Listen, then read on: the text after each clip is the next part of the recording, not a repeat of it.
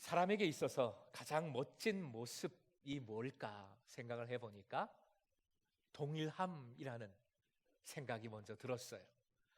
사람에게 있어서 가장 멋진 모습, 훌륭한 모습, 여러 가지가 있지만 동일하다는 것, 꾸준하다는 것, 처음과 끝이 같다는 것이 가장 멋진 모습이 아닐까 생각이 듭니다. 오늘 본문이 바로 그렇습니다. 시편 기자는 내 영혼아 여호와를 찬양하라 라고 스스로 명하고 있는데 할렐루야로 시작해서 할렐루야로 끝을 맺고 있습니다. 처음과 끝이 동일한 형식이고, 그리고 내용을 보더라도 끝까지 영원하신 하나님만을 동일하게 찬양하겠다는 고백을 선포하고 있습니다. 이 고백이, 이 모습이, 이 마음이 곧 예배입니다. 따라해 주십시오. 찬양의 영성, 예배의 영성. 결국 본문은 찬양의 고백을 통해 그리스도인의 가장 기본기라고 할 수 있는 예배가 무엇인지를 우리에게 깨우쳐 주고 있는 말씀입니다. 예배에 관해서 참 많은 말씀을 드렸지만 다시 한번 이 말씀을 통하여서 예배의 영성을 확인해 봅니다. 예배의 영성 첫 번째로 하나님의 성품을 알고 찬양하는 것이 예배입니다. 예배의 영성이란 하나님의 성품을 알고 찬양하는 것이다 입니다. 신앙은 하나님을 알아가는 과정이지요. 그래서 믿음을 길도자를 써서 제자도, 전도 이렇게 표현을 합니다. 믿음의 길에서 주님을 새롭게 만나서 이런 주님이시군요, 주님의 마음이 이런 사랑이었군요 라고 감사하고 기뻐하는 것이 곧 찬양이지요. 본문의 시편 기자, 찬양자는 하나님의 성품을 경험했고 그 경험을 이렇게 기쁨으로 아주 제대로 찬양의 고백으로 하나님 앞에 올려드리고 있습니다. 6절부터 9절까지 하나님의 성품이 열거가 되고 있어요. 고백의 내용, 찬양의 가사가 하나님의 성품입니다. 여러분 한번 눈으로 확인해 주시기 바랍니다. 어떤 것들이 나와 있나? 6절부터 9절까지 헤아려 보니까 10가지의 성품이 나와 있어요. 이 성품이 여러분에게 친숙한지, 아니면 난 잘 모르겠다, 그런 느낌인지 한번 이 말씀을 통해서 확인을 좀 해봤으면 좋겠습니다. 10가지 성품을 열거를 했습니다. 스크린 보시고 번호 빼고 쭉 읽어보겠습니다. 시작. 하나님은 창조주시다. 하나님은 신실하시다. 억눌린 사람들을 위해 정의로운 심판을 하시는 분이시다. 줄인 자들에게 먹을 것을 주시는 분이시다. 갇힌 자들에게 자유를 주시는 분이시다. 맹인들이 눈을 여시는 분이시다. 낮은 곳에 있는 사람들을 일으키는 분이시다. 의인을 사랑하시는 분이시다. 나그네 고아와 과부를 도와주시는 분이시다. 악인들을 멸망시키시는 분이시다. 하나님의 성품, 하나님의 역사하심이 10가지로, 무려 10가지로, 이 10이라는 숫자는 완전수죠. 아주 풍성함을 의미합니다. 그 숫자 자체가 10가지를 열거해서 고백을 하고 있습니다. 이 성품 말씀은 예수님이 공생애를 시작하면서 인용하시면서 선포하셨던 이사야서의 말씀과 그 내용이 비슷해요. 그대로 연결이 됩니다. 확인을 해보죠. 누가복음 4장 18절부터 19절 말씀 역시 같이 읽겠습니다. 시작. 주의 성령이 내게 임하셨으니 이는 가난한 자에게 복음을 전하게 하시려고 내게 기름을 부으시고 나를 보내사 포로된 자에게 자유를, 눈먼 자에게 다시 보게 함을 전파하며 눌린 자를 자유롭게 하고 주의 은혜의 해를 전파하게 하려 하심이라. 메시아 예언의 말씀을 그대로 인용하셨지요. 이렇게 선포하시면서 이 말씀 그대로, 즉 하나님의 성품 그대로 이 땅에서 살아가셨습니다. 성품의 최고봉은 사랑이라고 할 수 있겠습니다. 하나님의 성품의 최고봉은 사랑이고, 그리고 그 사랑의 최고봉은 십자가입니다. 찬양으로 주님의 사랑을 고백하고 선포하고, 예배로 십자가 사랑을 기뻐하는 것이 그리스도인의 가장 중요한 영성, 삶의 본분이라는 것이지요. 사람의 성품을 한번 비교해서 생각을 해봅니다. 사람의 성품은 좋은 것도 있지만 때로는 절망적일 때가 많습니다. 스스로를 바라봐도 그렇고 이 사회에서 벌어지는 사람의 모습들을 생각해도 그렇습니다. 근자에 어느 아파트 주차장에 글이 붙었어요. 붙은 글 스크린을 보시고 한번 보시겠습니다. 좀 보이세요? 내용이? 제목이 뭡니까? 장애인 주차 구역에 아마 그냥 차를 댄 거죠. 그런데 그곳에 차를 댈 수밖에 없는 장애인이 차를 댈 수가 없으니까 신고를 한 모양이에요. 견인을 당했습니다. 견인을 당하고 나서 화가 났던지 저렇게 글을 붙였어요. 장애인 씨, 장애인이 이 세상 사는데 특권입니까? 라고 시작을 하고 있는 글입니다. 비방을 하고, 그리고 마지막에 장애인 씨 건강하고 오래오래 사세요. 당신도 진짜 장애인인지 제가 지켜보겠습니다. 참 참담하지요.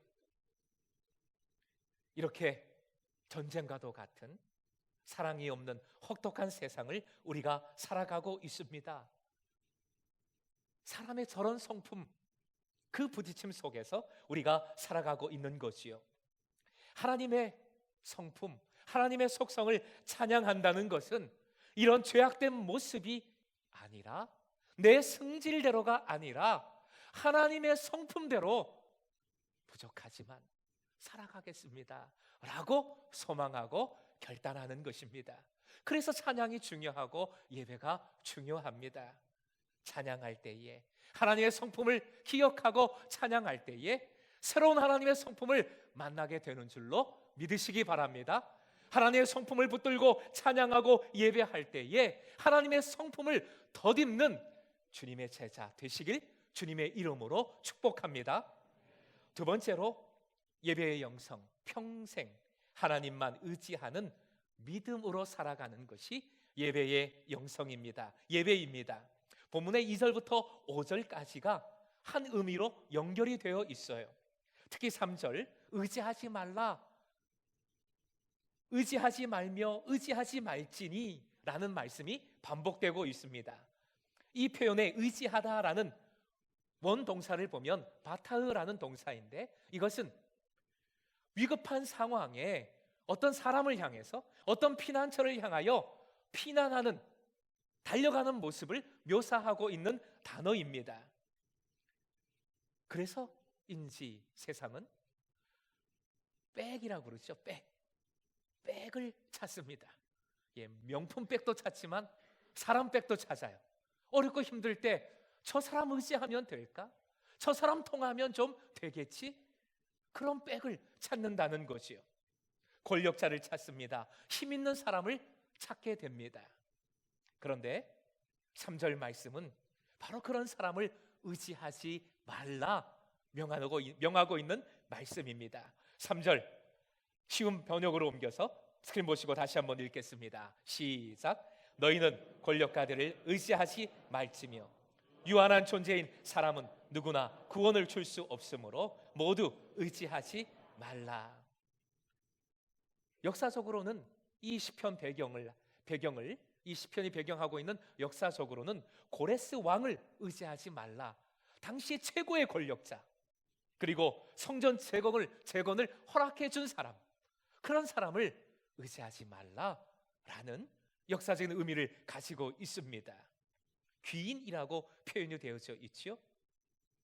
아무리 권력가라 할지라도 귀인이라 할지라도 유한한 존재라는 것이지요.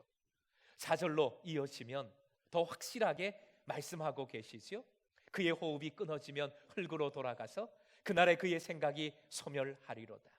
유한한 존재, 절대로 영원한 도움이 될 수 없다는 것이지요. 그리스도인은 영원을 바라보며 살아가는 사람이잖아요. 하나님께서는 오늘 본문에 강조해서 표현되고 있는 것처럼 영원으로 역사하시는 하나님이신데 그 유한한 존재에게 뭘 의지할 게 있겠는가? 그렇게 깨우쳐 주고 있는 말씀입니다. 귀인 좋아하지 마십시오. 의지하지 마십시오. 무슨 운세를 보면 귀인을 만날 운세 뭐 이런 표현들 많더라고요. 절대 듣지도 말고 보지도 마십시오. 운세 눈길도 주지 마세요. 연간 소위 귀인, 힘 있는 사람들, 도움을 줄 만한 사람들에 의해서 범하여지는 사기 건수가 통계를 보면 50만 건이 넘습니다. 결국 귀인들을 통하여서 내가 도와줄게, 도와줄 수 있는 힘이 있어 보이는 그런 힘 있는 사람을 통하여서 온갖 거짓과 속임수가 난무하고 있는 것이지요. 그래서 더 확실하게 명하고 있는 말씀, 예레미야 17장 5절 말씀 읽어보겠습니다. 같이 읽죠. 시작. 여호와께서 이와 같이 말씀하시니라. 무릇 사람을 믿으며 육신으로 그의 힘을 삼고 마음이 여호와에게서 떠난 그 사람은 저주를 받을 것이라. 그리스도인은 달라야 하겠습니다. 3절 4절 기억하십시다. 사람을 의지하지 말아야 할 궁극적인 이유, 유한한 존재입니다. 하나님 앞에서 아무것도 아닌 존재입니다. 코에 숨만 떨어지면 죽을 존재입니다. 생텍쥐베리의 어린 왕자 중에 세상에서 가장 어려운 일이라는 글이 있어요. 읽어드립니다. 세상에서 가장 어려운 일이 무엇인지 아니? 글쎄요, 돈 버는 일, 밥 먹는 일. 그 다음부터는 같이 읽죠. 시작. 세상에서 가장 어려운 일은 사람이 사람의 마음을 얻는 일이란다. 각자의 얼굴만큼 다양한 각양각색의 마음에서 순간순간에도 수만 가지의 생각이 떠오르는데 그 바람 같은 마음을 머물게 한다는 건 정말 어려운 거란다. 바람 같은 마음, 참 공감이 돼요. 바람 같은 마음을 얻는다는 것 얼마나 어렵습니까? 내 스스로도 그 왔다 갔다 하는 마음 스스로도 힘들고 어려워요. 반면에 하나님을 바라보십시다. 하나님을 예배한다는 것, 찬양한다는 것에는 5절 바로 이 의미가 있는 것이지요. 5절 말씀 읽어드립니다. 야곱의 하나님을 자기의 도움으로 삼으며 여호와 자기 하나님에게 자기의 소망을 두는 자는 복이 있도다. 따라해 주시죠. 야곱의 하나님, 야곱의 하나님, 저 남의 하나님이 아니라 누구의 하나님이라는 겁니까? 그렇습니다. 그리고 나만의 하나님이 아니라 우리 공동체의 그리스도인들의 하나님이라는 것입니다.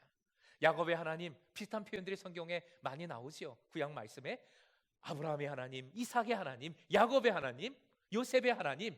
여기서 이 이름들은 그 사람만을 의미하는 것이 아니라 전 시간과 전 대상을 다 포함하고 있는 거예요. 하나님 백성 전체, 그 백성이 살아가는 시간 전체를 다 포함하고 있는 것입니다. 그 모든 것을 다스리시는 하나님, 그 모든 것을 품으시는 하나님, 그래서 영원하신 하나님, 그 하나님만이 소망이 되고 도움이 되십니다.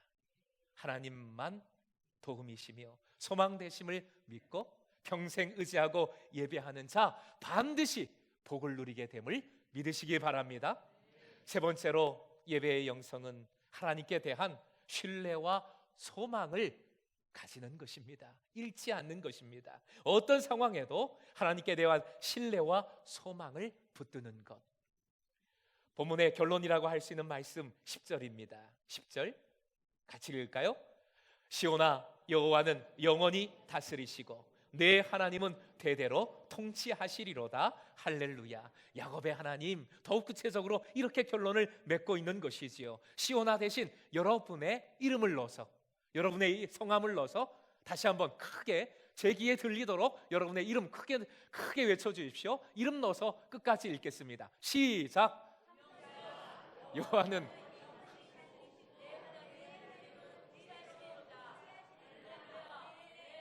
깜짝이야. 네, 아유, 두 분의 성함이 확실하게 들리네요. 좋습니다, 좋습니다. 기억하십시오. 야곱의 하나님, 영원하신 하나님, 바로 여러분의 하나님이십니다. 나의 하나님이십니다. 우리의 하나님이십니다. 따라해 주십시오. 하나님만이 희망이시다. 하나님만이 희망이심을 믿고 또 예배할 때 더 알게 되고 더 경험하게 되는 것입니다. 마지막으로 기억해야 할 예배의 영성, 포기와 집중의 영성입니다.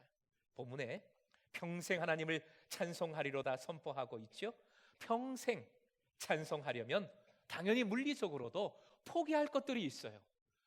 찬송에 예배에 집중하려면 당연히 내려놓아야 될 것들이 있지요. 포기해야 될 것들이 있겠지요.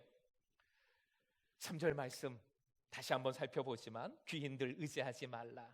사람 의지하는 것을 포기해야 되고 반대로 하나님 의지하는 것만 집중해야 되는 것이지요. 붙들어야 하는 것입니다. 그래서 예배는 포기인 동시에 집중입니다. 다시요. 예배는 포기하는 것임과 동시에 집중하는 것이라는 것. 포기하지 않으면 집중이 안 되지요. 따로 떨어지는 있는 것이 아니라 동전의 양면입니다. 포기하지 않으면 집중이 안 돼요. 또 집중하면 포기하게 되지요.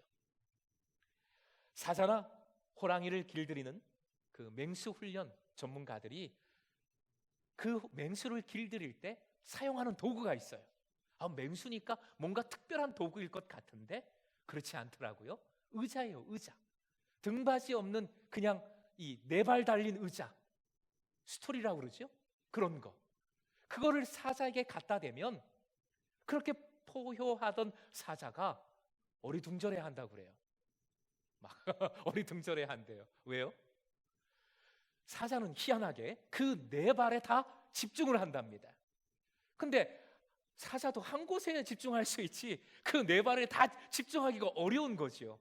근데 그렇게 안 되는 걸 집중하려고 하다 보니까 마치 최면에 걸리듯이 그 신경이 분산되면서 멘붕이 온다는 거죠. 사자가 멘붕이 온다는 거예요. 그러면서 결국 신경이 무력해지고 조련사에게 고분고분 그 야성을 잊어버리고 순종하게 되더라 하는 것입니다. 포기할 것 포기하지 않으면, 집중할 것 집중하지 않으면 우리도 무력해집니다. 성령께서 근심하는 삶을 그리스도인이지만 살게 되는 것이지요. 토요일 큐티 본문이 이를 잘 가르쳐주고 있습니다. 에베소서 4장 31절부터 32절 말씀, 뭘 붙들어야 하는지, 뭘 포기해야 돼, 버려야 하는지를 구체적으로 말씀해주고 있는 말씀이 마침 어제 본문이었어요. 같이 읽겠습니다. 시작. 너희는 모든 악독과 노함과 분냄과 떠드는 것과 비방하는 것을 모든 악의와 함께 버리고. 거기까지만요. 어떻게 하라고요? 버리고. 다시요. 어떻게 하라고요? 버리라고요. 포기하라는 것이요. 내려놓으라는 겁니다. 그리고 계속 읽겠습니다. 시작. 서로 친절하게 하며 불쌍하게 여기며 서로 용서하기를 하나님이 그리스도 안에서 너희를 용서하심과 같이 하라. 용서하심과 같이 하라. 집중하라. 행하라. 계속해서 행동하라. 실천하라 라는 명령입니다.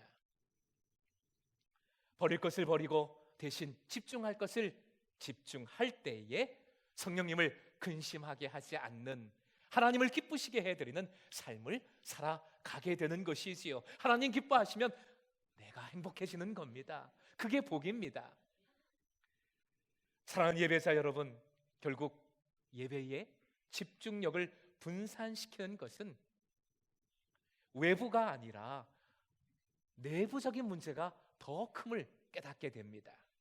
내부적인 문제가 더 커요. 다시 어제 큐티 본문 중에 에베소서 4장 26절부터 27절 말씀 읽어보겠습니다. 같이 읽죠? 시작. 분을 내어도 해가 지도록 분을 품지 말고 마귀에게 틈을 주지 말라. 따라해 주시죠. 틈을 주지 말라. 마귀에게 내가 틈을 주는 것이 바로 분산이지요. 집중력이 깨지는 겁니다. 예배의 영성, 예배의 집중력이 깨지는 것, 내가 내 안에서 틈을 주는 것입니다. 예를 들어 이 말씀에는 분노가 예배의 집중력을, 주님을 향한 그 예배의 영성을 깨뜨리게 되는 것임을 강조하고 있는 것이지요. 남의 얘기지만 그냥 즐겁자고 하는 얘기가 아니라 우리 스스로를 반성하자는 의미에서 이 말씀을 드립니다. 어느 대형 교회에서 실제로 있었던 일이에요. 실제 있었던 일. 그 교회에 카페가 있는데 그 카페에서도 우리 교회처럼 이 방, 룸이 있었던 모양입니다. 그런데 한 안수 집사님이 부부싸움을 했어요. 마침. 그리고서 지금 상태가 안 좋은데 그 카페에 가서 모임이 있었던 모양이지요. 룸을 좀 빌려달라고, 룸을 좀 쓰겠다고 카페 매니저에게 얘기를 했어요. 그런데 원칙이 있거든요. 미리 어느 정도 시간 전에 예약을 해야 되는 것이 원칙이에요. 더군다나 얼마 안 있다가, 지금은 비어 있지만 예약이 되어 있어서 조금 있다가 모임이 여기서 모입니다. 그러니 안 됩니다. 라고 매니저가 거부했어요. 아니 지금 비어 있는데 잠깐 모일 건데.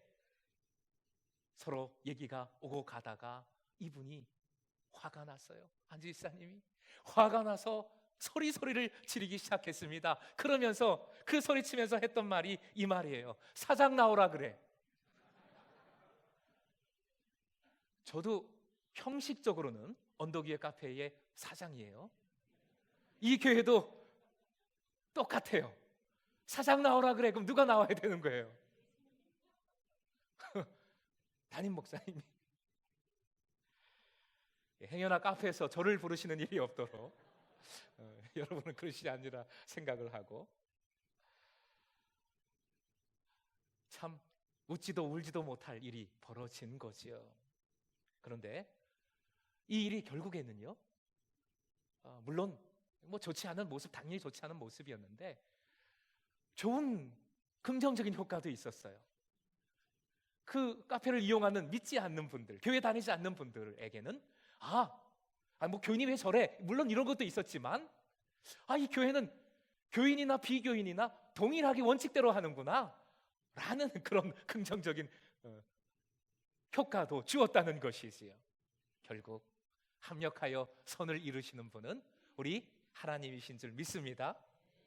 다스리시고 통치하시어 주님의 뜻을 이루시는 분은 우리 하나님이십니다. 내년에는 이 영성을 좀 실제적으로 온 교회가 실천하고자 합니다. 그래서 회 아래 새 것이 없어요. 우리 가정 예배 한편으로는 많이 부담도 되고, 뭐 또 새로운 거 아니고 또 가정 예배 뭐 해오던 거 뭐 좀 하다 보면 또 안 되는 거, 그런 생각 들 수 있지만 가정 예배를 우리 전 교회적으로 다시 실행을 해보고자 합니다. 간단한 예배의 형식으로, 특히 나으르 교회에서부터, 우리 미래 공동체에서부터 도움을 드릴 거예요. 예배를 계속해서 지속적으로 예배를 드릴 수 있도록. 우리 내년도의 목표 중에 하나가 한 사람 한 사람, 한 가정 한 가정, 그리고 교회가 서로 연결되는 것입니다. 무엇으로 연결점을 가질 것인가? 여러 가지 그 연결을 시킬 수 있는 도구들이 있을 수 있겠지만, 예배가 가장, 일상의 예배가 가장 그 연결점에서 중요한 줄로 믿고 가정 예배를 통하여서 함께 연결을, 하나님 앞에서 함께 공동체를 이루어가고자 하는 것이지요. 그런데 다시 한번 말씀을 드리지만 우리 자녀들에게 예배를 가르치시면 안 됩니다. 강압적으로 가르치시면 안 됩니다. 오늘 같은 경우도 목사님 설교에 예배가 그런 거라더라. 너 그 네 가지 아니? 네 가지? 얘기해봐. 우리도 듣고 나면 설교 제목 바로 잊어버리는데 그거 얘기해봐. 그거대로 예배하란 말이야. 이러지 마시라는 거예요. 그러시면 괜히 저도 미움받아요. 저도. 우리 부모님들 어렵지요. 그렇게 가르치고 싶은 마음 사실 간절하지요. 우리 자녀들 나으르들 워낙 못하니까요. 별 개념이 없으니까요. 가르치고 싶은 마음 간절하지만 그러나 부모님이 먼저 섬겨야 되겠지요. 이것도 희생이겠지요. 한번 따라해 주십시오. 내가 보여주자, 들어주자, 기다리자. 언제까지 들어주고 언제까지 기다리나요? 저도 힘들어요. 도대체 언제까지 들어주고 기다려야 되나? 언제 변하나? 저 인간들이 이런 걱정이 있고. 그렇지만 하나님 하시는 것이지요. 우리 아이들이 희망이라고 하는데 실은 아이들이 희망이 아니라, 우리 나루들이 희망이 아니라 하나님이 희망이시니까, 하나님께서 이끌어 가실 것이니까, 하나님께서 미래 세대를 일으키시는 분이시기에 희망인 것이지요. 스크린 보시고 같이 읽겠습니다. 시작. 내가 보여주자, 들어주자, 기다리자. 행복에 관한 이런 명언이 있습니다. 행복에 관한 명언이에요. 행복을 놓치는 가장 확실한 방법은 행복만을 쫓는 것이다. 행복을 놓치는 가장 확실한 방법은 행복만을 쫓는 것이다. 하나님은 사실 우리의 행복을 원하세요. 하나님은 우리의 행복, 샬롬이라고 표현을 하지요. 샬롬을 이루고자 하나님의 목표입니다. 우리가 샬롬대로 살아가게 하시고자 하나님께서는 원하시고 이루어 가십니다. 그런데 우리 차원에서는 행복만을 원하고 복받기만을 쫓아가는 삶이 아니라 예배를 통하여 하나님께 집중할 때에 샬롬을 누리게 되는 줄 믿으시기 바랍니다. 행복만을 쫓는 사람이 아니라, 그래서 예배에 집중하는 삶, 예배의 삶을 살아가는 삶, 일상에서 예배의 삶으로 하나님께 나아가는 삶, 샬롬을 누리게 되는 것이지요. 시편 103편 22절 말씀, 우리 파송 찬양의 근거가 되는 말씀이기도 한데, 우리가 지금 주일 예배 끝에 파송 찬양하는 찬양의 근거가 되는 말씀이기도 하고요. 오늘 말씀의 결론으로 이 말씀 붙들고자 합니다. 같이 읽죠. 시편 103편 22절 말씀, 시작. 여호와의 지으심을 받고 그가 다스리시는 모든 곳에 있는 너희여, 여호와를 성축하라. 내 영혼아, 여호와를 예배하라. 말씀을 끝에 살짝 바꿨어요. 성축을 예배로, 같은 의미입니다. 여호와의 지으심을 받고 그가 다스리시는 모든 곳에 있는 너희여. 이 말씀이, 이 믿음이 사실 중요합니다. 우리는 하나님이 통치하시는 땅에 서 있는 줄 믿으시기 바랍니다. 우리의 삶에 실패가 있고 어려움이 있고 고통이 있다 할지라도 이미 하나님께서 다스리시는 땅에 우리는 살아가고 있는 것입니다. 우리가 선 곳은, 우리가 살아가는 곳은 예수 그리스도께서 십자가로 죄악을 씻어내시고 부활로 죽음을 깨뜨리신, 이미 승리를 선포하시고 이루신 땅입니다. 이 믿음으로 주님께 집중하여 예배할 때 그 승리를 누리게 되는 줄로 믿습니다. 그 믿음으로 다시 한번 이 말씀으로 고백하십시다. 소망하십시다. 결단하십시다. 다시 한번 말씀 103편 22절 띄워주십시오. 한번 더 읽겠습니다. 시작. 여호와의 지으심을 받고 그가 다스리시는 모든 곳에 있는 너희여, 여호와를 성축하라. 내 영혼아, 여호와를 예배하라. 아멘.